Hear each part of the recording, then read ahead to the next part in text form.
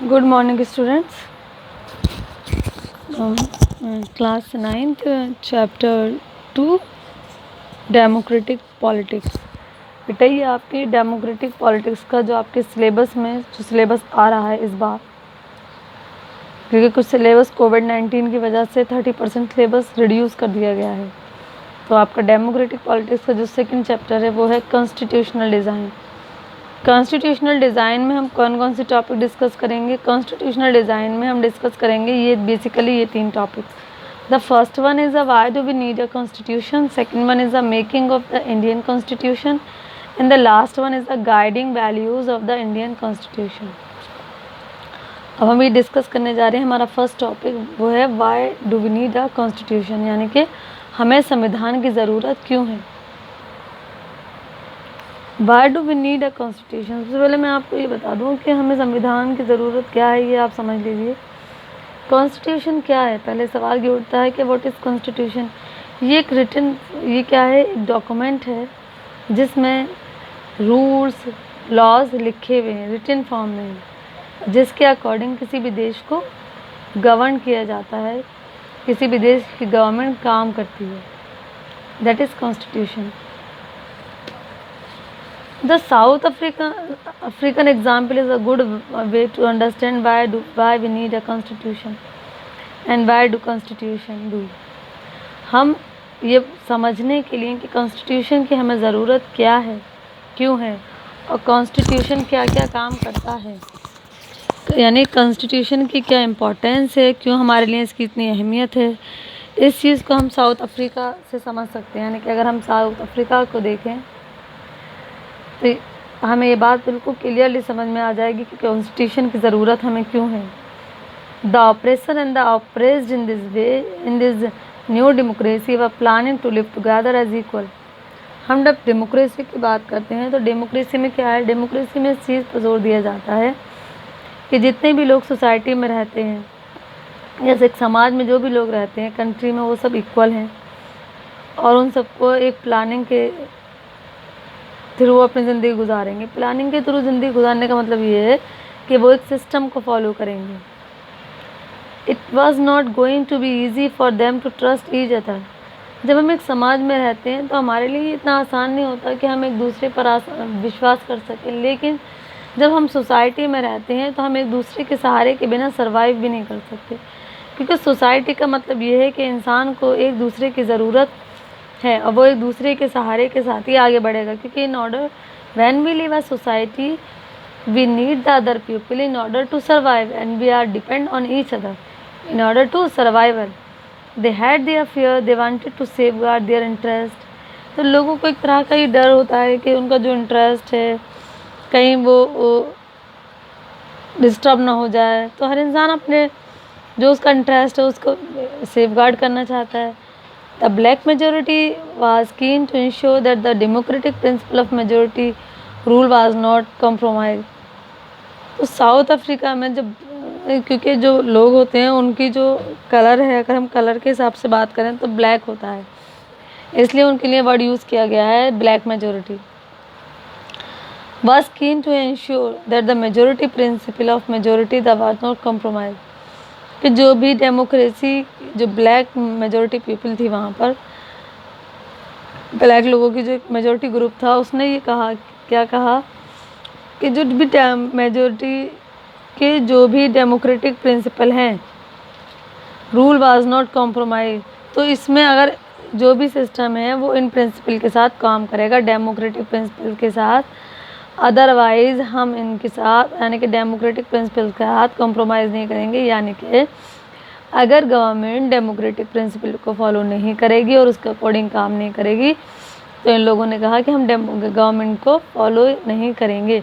They wanted substantial social and economic right. तो जो America के जो ब्लैक मेजोरिटी पीपल थे, क्या चाहते थे इनके पास कुछ सोशल और इकोनॉमिक अधिकार होने चाहिए।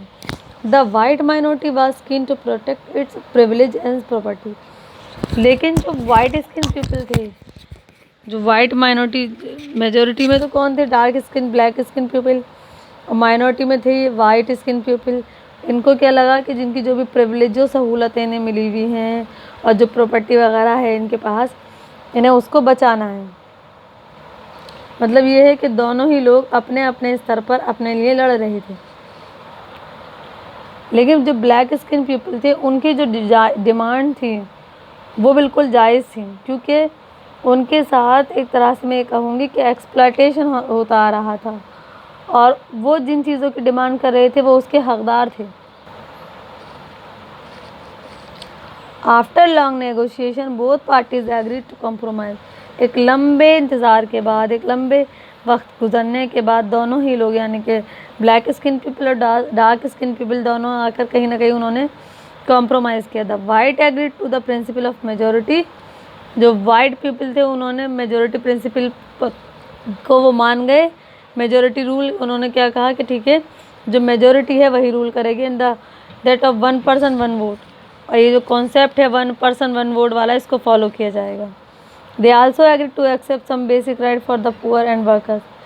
वो वाइट स्किन पीपल ने इस बात पे भी वो लोग एग्री हुए, इस बात को भी वो मान गए, उनको मानना पड़ता उन्हें कि जो पुअर और वर्कर्स लोग हैं उनको भी कुछ ज़रूरी बुनियादी अधिकार होने चाहिए, क्योंकि अफ्रीका में जो ब्लैक स्किन पीपल थे उनके पास किसी तरह की कोई प्रिविलेज नहीं थी, किसी तरह के कोई अधिकार नहीं थे उनके पास, उनकी ज़िंदगी बहुत ख़राब थी। द ब्लैक एग्रीड और ब्लैक स्किन पीपल किस बात पर माने कि majority rule would be absolute, कि जो भी मेजोरिटी रूल होगा वो एब्सोल्यूट होगा। They agreed the majority would not take away the property of the white minority. Black skin people ने ये भी कहा कि ये लोग जो भी वाइट स्किन पीपल हैं या वाइट माइनॉरिटी है उनसे उनकी प्रॉपर्टी को नहीं लेंगे। दिस कम्प्रोमाइज़ तो ये जो एक कॉम्प्रोमाइज़ था ये इतना आसान नहीं था, लेकिन कुछ वक्त के बाद ये कॉम्प्रोमाइज़ हो गया। How was this compromise going to be implemented when if they manage to trust each other. अब ज़रूरत ये थी कि इस चीज़ को किस तरह से इम्प्लीमेंट कराया जाए सोसाइटी में, इस चीज़ को किस तरह से मैनेज किया जाए। The only way to build and maintain trust in a such situation to write down some rules of the game that everyone would abide by। अब एक ही तरीका बचता था कि इनके ये दोनों ही वाइट माइनॉरिटी और ब्लैक मेजॉरिटी लोग एक दूसरे पर ट्रस्ट करें। तो लेकिन अब इसके लिए क्या किया जाए, तो एक रास्ता बचा था और वो रास्ता ये था कि जो भी रूल्स हैं उनको लिखा जाए कहीं, और उसी के अकॉर्डिंग सब लोग यानी कि वाइट माइनॉरिटी और ब्लैक मेजॉरिटी उन्हीं रूल्स को फॉलो करें। और जब कोई चीज़ लिखी भी होगी तो कोई उसको तोड़ नहीं सकता, उसके अगेंस्ट नहीं जा सकता। तो these rules lay down by the rulers are to be chosen in future. और ये रूलर्स वगैरह के ज़रिए लिखे जाएंगे और उन्हीं के अकॉर्डिंग जो भी रूलर्स होंगे फ्यूचर के वो रन करेंगे, काम करेंगे। These rule are determined by, इन रूल्स में ये these rules also determine what the elected government is empowered to do and what they can not do. इन रूल्स में ये भी क्लियरली लिखा जाएगा कि जो भी इलेक्टेड गवर्नमेंट होगी वो किस तरह से काम करेगी, अपनी पावर का किस तरह से इस्तेमाल करेगी, और कौन से काम है जो गवर्नमेंट नहीं करेगी। Finally these rules decide the right of the citizen. इन्हीं रूल्स में लोगों के जो अधिकार थे उनको भी डिसाइड किया गया, उनको भी एक्सप्लेन किया गया कि लोगों को कितने अधिकार दिए जाएंगे। These rules will work only if the winner cannot change them very easily। In rule will work, यही रूल काम करेंगे अगर कोई विनर कैन नॉट चेंज, और इन रूल्स को चेंज करना इतना आसान नहीं होगा। अगर कोई रूलर इनको चेंज करना चाहे तो उसके लिए ये इतना आसान नहीं है कि वो उनको चेंज कर सके। This what the south African did, they agreed on the basic rule, they also agreed that these rule will be supreme, that no government will be able to ignore this set of basic rules called the constitution। तो जो African लोग थे इस बात पर उन्होंने इत्तेफाक किया, इस बात पर वो एग्री हुए कि ये बेसिक रूल होंगे और इन्हीं रूल्स को सबको मानना है, ये सुप्रीम होंगे, यानी कि जो रूल्स हैं ये सुप्रीम होंगे और कोई भी गवर्नमेंट इनको हमसे नहीं छीन सकती है, ना इनको इग्नोर कर सकती है। और इन्हीं बेसिक रूल्स को किसका नाम दिया गया, कॉन्स्टिट्यूशन का। यानी कि कॉन्स्टिट्यूशन क्या हुआ कि वो सारे रूल्स जो लिखित फॉर्म में हैं, जो लिखे हुए हैं, जिनके अकॉर्डिंग किसी भी देश की गवर्नमेंट कोई भी सिस्टम रन करता है, गवर्नमेंट और जिसकी किसी भी देश को चलाया जाता है, यही रूल्स कहलाते हैं constitution. Constitution making is not a unique to South Africa. Every country has diverse group of people. Their relationship may not have been as bad as that between the white and the black in South Africa, but all over the world people have difference of opinion and interest. देखो जो south Africa का जो constitution था वो कोई unique constitution नहीं है, बल्कि दुनिया के तमाम देशों में ऐसे ही होता है। इसी तरह से संविधान को बनाया जाता है और देश को चलाया जाता है। बट ये है कि जो संविधान बनाया जाता है अलग अलग देशों का, तो वो उनके लोगों के इंटरेस्ट को देखकर, उनके ओपिनियन को देखकर, उनके अकॉर्डिंग बनाया जाता है। वेदर डेमोक्रेटिक और non democratic, most countries in the world need to have these basic rules. This apply not just to government, any association need to have its constitution. It could be a club in area, a cooperative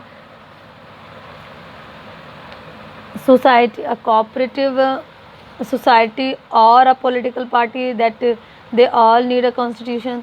तो बस ये है कि दुनिया में इतने सारे जो देश हैं तो उनके जो कॉन्स्टिट्यूशन बनाए जाते हैं वो लोगों के, वहाँ के लोगों के इंटरेस्ट उनके अकॉर्डिंग बनाए जाते हैं, ना कि अपनी मर्ज़ी से। यानी कि कुछ लोग अपनी मर्ज़ी से नहीं बनाते, बल्कि जो संविधान होता है, जो रूल्स होते हैं वो लोगों के लिए बनाए जाते हैं। इसलिए ये ज़रूरी होता है कि रूल्स को बनाते वक्त लोगों के इंटरेस्ट को ध्यान में रखा जाए. Thus the constitution of a country is a set of written rules. इस तरह हम ये कह सकते हैं कि जो कॉन्स्टिट्यूशन है वो किसी भी देश का क्या होता है, एक रिटन रूल्स होते हैं that are accepted by all people living together in a country, जिनको उस देश में रहने वाले तमाम लोगों को मानना ज़रूरी होता है. Constitution is the supreme law. हम ये सब जानते हैं कि कॉन्स्टिट्यूशन एक सुप्रीम लॉ है. किसी भी देश में कॉन्स्टिट्यूशन से बड़ा कोई नहीं होता. That determine the relationship among the people living in the territory. Constitution ये डिटरमाइन करता है कि किसी भी टेरिटरी, किसी भी स्टेट, किसी भी नेशन में या कंट्री में जो लोग रहते हैं उनमें किस तरह के रिलेशनशिप मेंटेन होने चाहिए, एंड आल्सो रिलेशनशिप. और यही कॉन्स्टिट्यूशन ये डिसाइड करता है कि वहाँ के सिस्टम की, गवर्नमेंट और पीपल में किस तरह की रिलेशन होगी. तो हम ये कह सकते हैं कि कॉन्स्टिट्यूशन कितने काम करता है. Constitution does know many thing. तो कॉन्स्टिट्यूशन जो होता है किसी भी देश का वो बहुत सारे काम करता है. जैसे कि फॉर एग्जांपल पहला क्या है, it generate a degree of trust and coordination that is necessary for different kind of people to live together. देखो किसी भी देश में अलग अलग तरह के लोग रहते हैं, तो कॉन्स्टिट्यूशन है जिसकी वजह से लोग एक दूसरे पर, कॉन्स्टिट्यूशन क्या करता है, लोगों के दरमियान एक ट्रस्ट और कोऑर्डिनेशन की फीलिंग को क्रिएट करता है. और कॉन्स्टिट्यूशन की वजह से जो अलग अलग लोग होते हैं किसी सोसाइटी या कंट्री के, वो एक दूसरे पर ट्रस्ट करते हैं, क्योंकि उन्हें पता होता है कि जो हमारा देश है वो कॉन्स्टिट्यूशन से चलता है, जिसमें तमाम लोगों को बराबर इक्वल अधिकार मिले होते हैं. कोई सुप्रीम नहीं है और कोई इन्फीरियर नहीं है. Second one is the it specify how the government will be constituted, who will have power to take which decision. Constitution ये डिसाइड करता है कि गवर्नमेंट अपनी पावर का इस्तेमाल किस तरह से करेगी, और गवर्नमेंट अपने कोई भी डिसीजन लेते वक्त गवर्नमेंट अपने कौन सी पावर इस्तेमाल करेगी. यानी कि गवर्नमेंट अगर कभी अपनी पावर का मिसयूज़ करती है तो कॉन्स्टिट्यूशन को ये अधिकार है कि गवर्नमेंट को वो वहाँ पर उसकी पावर को लिमिट कर सके. It lay down limits on the power of the government and tell us what the right citizens are. Constitution को ये अधिकार है कि वो गवर्नमेंट की पावर को, जैसे कि मैंने आपको भी बताया, कि लिमिट करें. यानी कि जो गवर्नमेंट होगी, कोई भी रूलिंग गवर्नमेंट होगी, तो वो कॉन्स्टिट्यूशन के अकॉर्डिंग काम करेगी. जब कभी भी ऐसा लगेगा कि वो अपनी मर्ज़ी से काम कर रही है, अपनी पावर का मिसयूज़ कर रही है, तो कॉन्स्टिट्यूशन को अधिकार है उसकी पावर को लिमिट करने का. यानी कि उससे उसकी पावर को छीन भी सकती है, कम भी कर सकती है और बाउंड भी कर सकती है कि वो अपनी पावर का मिसयूज़ ना करे. और कॉन्स्टिट्यूशन के अकॉर्डिंग उस गवर्नमेंट को डिसमिस भी किया जा सकता है. It express the expiration of the people about creating a good society. जो कॉन्स्टिट्यूशन होता है वो ही लोगों के एस्पिरेशन के अकॉर्डिंग एक अच्छी सोसाइटी के बारे में, क्रिएटिंग सोसाइटी की मतलब बुनियाद डालता है. मतलब कॉन्स्टिट्यूशन के ज़रिए ही एक हम गुड और एक क्रिएटिंग सोसाइटी बना सकते हैं. क्योंकि गुड और सोसाइटी कौन सी होगी, गुड सोसाइटी वो होगी जहाँ पर रहने वाले तमाम लोगों को जो भी अधिकार हैं वो बराबर मिले हुए हैं. गुड सोसाइटी वो होगी जहाँ पर सब लोगों के साथ जस्टिस होगा. गुड सोसाइटी वो होगी जहाँ पर किसी के साथ किसी तरह का भेदभाव नहीं होगा. और ऐसा कब पॉसिबल हो सकता है, ऐसा सिर्फ उस वक्त पॉसिबल हो सकता है जब उस सोसाइटी या उस देश को कॉन्स्टिट्यूशन के अकॉर्डिंग चलाया जाए. तो आज आपका ये जो टॉपिक है why do we need a constitution complete हो गया। नेक्स्ट टॉपिक है बेटा आपका making of the Indian constitution, वो हम नेक्स्ट वीडियो में डिस्कस करेंगे। Thank you very much.